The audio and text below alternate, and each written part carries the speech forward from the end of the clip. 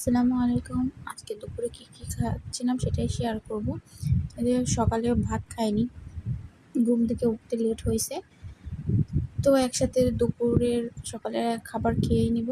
সকালে যে আলু ভর্তা দিছিল, ডিম ভাত ছিল, সেটা খাচ্ছিলাম। আর সঙ্গে আবার দুপুরে ভাজি করছিল, সিম আলুর ভাজি, সেটাও খাচ্ছিলাম মজা করে।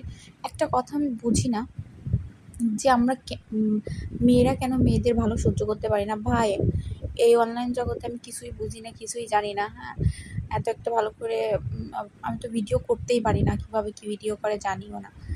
যাই হোক, কয়েকটা ভিডিও ভালো লাগছে, সেগুলো কোনোরকম এডিট করে একটু ছাড়ছি। হ্যাঁ, এসে বলতেছে নে ওর ভিডিও ও ভাই, যে ভিডিও ছাড়ছে, হ্যাঁ, তার কি কম পড়ে গেছে কোথাও?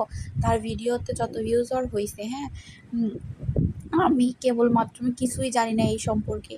আর আপনারা কত কি না ভাবেন, কত কি আপনাদের মাথায় বাস ভেঙে পড়ছে। ভাই, এই অনলাইন জগতে যা করতেছেন তার সেটুকুই হচ্ছে। অন্য কেউ আপনার না কিছু কেড়েও নিচ্ছে না, বা কোনো কিছু যাচ্ছেও না। কেন যে এত রেষারেষি করেন আল্লাহই জানে।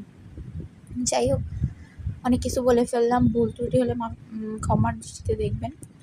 এরপর এই যে শুক্রবার যেহেতু গরুর মাংস রান্না করছে, আজকে মাংসতে হাড় বেশি ছিল, তবে হাড়ওয়ালা মাংসই ভালো লাগে। সাথে চুই ঝাল ছিল, চুই ঝাল চিবিয়ে খেতে তো অনেক মজা।